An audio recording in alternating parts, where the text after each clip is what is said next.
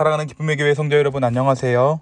오늘은 다 같이 우리 열왕기상 21장 우리 17절에서 29절에까지의 말씀을 함께 묵상합니다. 여호와의 말씀이 디셉 사람 엘리야에게 임하여 이르시되 너는 이러가 내려가서 사마리아에 있는 이스라엘 아합 왕을 만나라. 그가 나봇의 포도원을 차지하러 그리로 내려갔나니 너는 그에게 말하여 이르기를 여호와의 말씀이 너가 죽이고 또 빼앗았느냐 하셨다 하고 또 그에게 이르기를 여호와의 말씀이 개들이 나봇의 피를 핥은 곳에서 개들이 너의 피 곧 너의 몸의 피도 핥으리라 하였다 하라. 아합이 엘리야에게 이르되 내 대적자여 너가 나를 찾았느냐 대답하되 내가 찾았노라.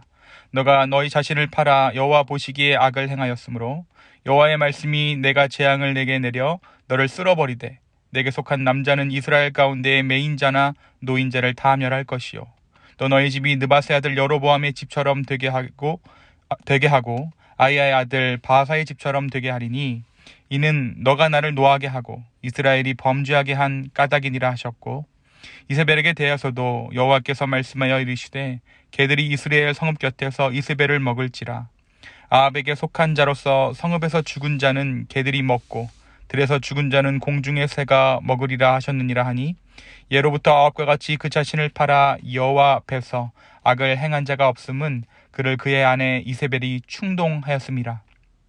그가 여호와께서 이스라엘 자손 앞에서 쫓아내신 아모리 사람의 모든 행함같이 우상에게 복종하여 심히 가증하게 행하였더라. 아합이 이 모든 말씀을 들을 때에 그의 옷을 찢고 굵은 배로 몸을 동이고 금식하고 굵은 배에 누우며 또 풀이 죽어 다니더라. 여호와의 말씀이 디셉 사람 엘리야에게 임하여 이르시되 아합이 내 앞에서 겸비함을 너가 보느냐.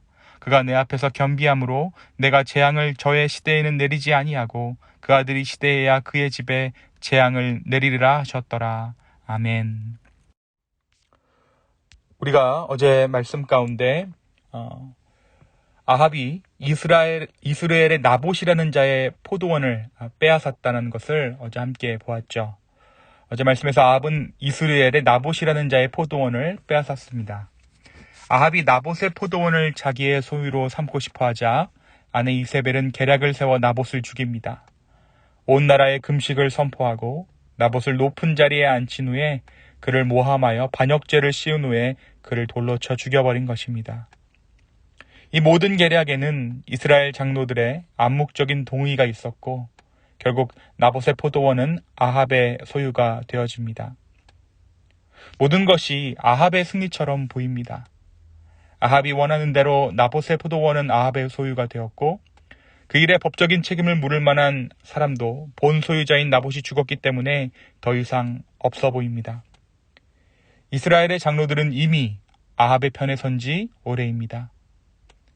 바로 그때에 하나님께서 일하십니다. 여호와의 말씀이 엘리야에게 임했던 것입니다.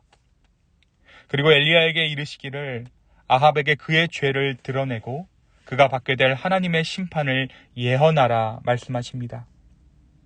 또한 하나님께서는 아합의 아내 이세벨에게도 심판의 말씀을 전하십니다. 사실 엘리야에게 있어 이러한 하나님의 말씀을 전하는 것은 두려움 가운데 진행되어야 하는 일입니다. 당시 나봇의 죽음을 통해서 보았듯이 엘리야와 이세벨은 아합과 이세벨은 한 생명을 조직적으로 누명씌워 죽이는 것은 아무것도 아니었습니다. 반대로 만일 이 하나님의 명령, 아합과 이세벨을 찾아가 하나님의 심판을 전하라는, 하나님의 심판의 말씀을 전하라는 이 명령을 엘리야가 만약 어기게 된다면 하나님은 반드시 그 책임을 엘리야에게 물으실 것입니다. 더욱이 우리가 말씀을 통해서 확인했듯이 엘리야는 전력이 있던 자입니다. 어떠한 전력입니까? 이세벨이 보냈던 사자의 경고에 두려움에 떨며 자신의 사환도 버려둔 채 광야로 도망했던 것이 엘리야였습니다. 이렇듯 엘리야가 아합에게 하나님의 말씀을 전하는 것은 현실적인 문제였고 불편하고 거북한 일이었을 것입니다. 이럴 수도 없고 저럴 수도 없는, 이래도 죽고 저래도 죽는 상황 가운데 엘리야가 놓인 것이죠. 그런데 이 상황에서 엘리야가 어떻게 합니까? 엘리야는 아합에게 나아갑니다. 그가 아합에게 나아갔을 때 아합이 엘리야를 무엇이라고 칭하고 있습니까? 오늘 말씀에 보니까 아합은 자신 앞에 나타난 엘리야를 향해서 나의 대적자라고 부르고 있습니다. 자신의 목적과 욕심에 따라 살던 아합에게 하나님의 말씀을 대언하는 엘리야가 대적자가 된 것입니다. 이 말을 다시 하면 아합에게 지금 하나님의 말씀은 대적인 것이죠. 엘리야는 하나님께서 말씀하신 모든 것들을 아합에게 고합니다. 그리고 그의 자손들 역시 모두 죽임을 당하게 될 것이라고 말합니다. 또한 말씀은 아합이 이스라엘 역사상 가장 악한 왕임을 기록하고 있습니다. 그리고 그가 이렇게 가장 악한 왕이 되었던 이유가 다름 아닌 그의 아내 이세벨로 인함이었음을 빼놓지 않고 기록하고 있습니다. 아합이 행한 일과 아합이 행한 모든 악한 일과 모든 상황과 이유를 하나님께서 아셨던 것입니다. 엘리야는 이어서 이세벨에게도 하나님의 심판의 메시지를 전하게 되죠. 또한 엘리야의 이러한 예언 가운데 아합은 회개의 모습을 보입니다. 그리고 그 회개의 모습에 하나님은 신락 같은 은혜를 다시 한번 아합에게 베풀어 주세요. 그것은 하나님께서 예고하신 그 징계를 아합의 때에 내리시지 않고 그 아들의 시대의 재앙을 내리시기로 한 것입니다. 사랑하는 성도 여러분, 오늘 말씀은 우리에게 무엇을 말해주고 있습니까? 저와 여러분은 어제 말씀에서 이야기하고 있는 대로 아합의 시대에 살고 있습니다. 교회에 다니는 사람, 소위 크리스찬들이 많이 있고 많은 교회들이, 수많은 교회들이 이 땅에 존재하지만 나의 유익을 위해 다른 사람의 희생을 암묵적으로 강요하는 시대에 우리는 살고 있습니다. 우리 신앙의 기준 역시 나의 유익, 나의 잘됨인 것을 우리는 더 이상 부인할 수 없습니다. 다시 말해 우리는 아합이 그러했듯 유예된 징계의 시대 가운데 살고 있다는 것이죠. 우리의 신앙은 우리 대에서 머무는 것이 아니라 대물림되는 것입니다.